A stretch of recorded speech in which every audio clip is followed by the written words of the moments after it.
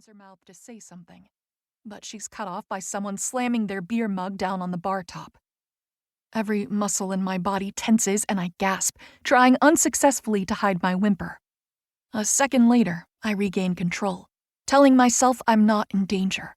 It was just a loud noise.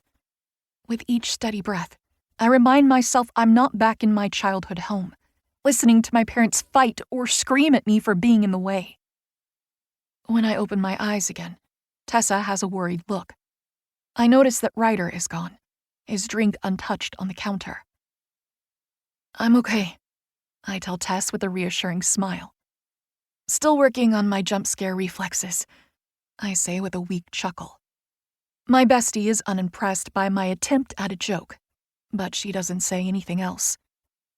Let's get you home, beautiful, Hawk tells Tessa before kissing her on the temple.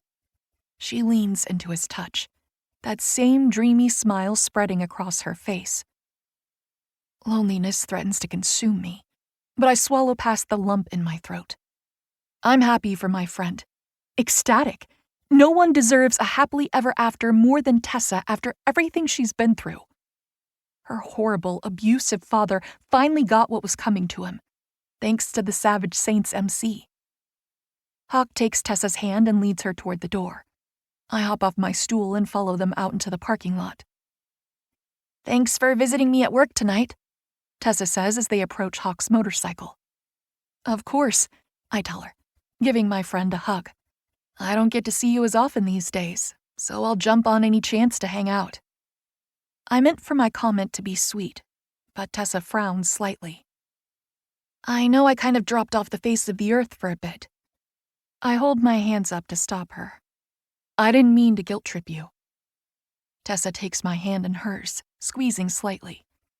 You're not guilt tripping me.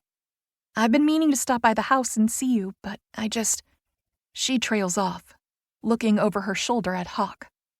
I grin at Tessa, whose cheeks are slightly pink. No worries. Seriously, I'd rather see you here or at Hawk's, I tell her. Tessa lifts an eyebrow at me, and I realize I may have been less subtle than I had hoped. Thankfully, Hawk hands Tessa her helmet, distracting her enough not to ask follow-up questions. Good thing, too. I'm unsure what I'd tell her if she asked why I don't want her coming to the house. We'll talk later, Tessa calls out as Hawk starts up his bike. I nod and wave, watching them ride off into the night. With a fortifying breath, I straighten my shoulders and walk to my car, hopping inside and starting the engine. When I reach the end of the parking lot, I don't turn left toward the house Tessa and I lived in together. Instead, I turn right, taking the gravel road further away from town. After a few blocks, I pull off to the side and ease my car under a large tree close to the edge of the road. Turning off the car, I heave out a breath and sink further into the seat, resting my forehead on the steering wheel. This is not how I thought my life would turn out. 22 and homeless. Feeling sorry for myself isn't going to fix anything, however. I dig around in my glove compartment for a granola bar I stashed there yesterday, but I can't find it. My stomach growls, and I try to ignore it. I'll pick something up in the morning, I tell myself, even though I'll have the same amount of money tomorrow as I do now. None.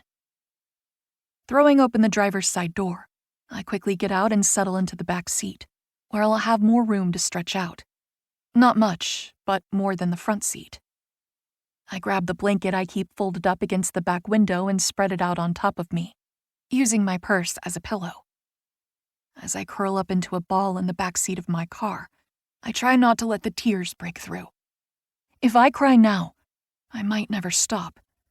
Besides, what good will tears do? Even as I tell myself that, my eyes start to sting. I sniffle as the first tear falls, squeezing my eyes shut until the world around me is nothing but darkness. A pit opens in my chest, an endless void of loneliness that I fear may never leave me. I struggle to get a full breath in as rivers of despair pour from my eyes. Eventually, I cry myself out.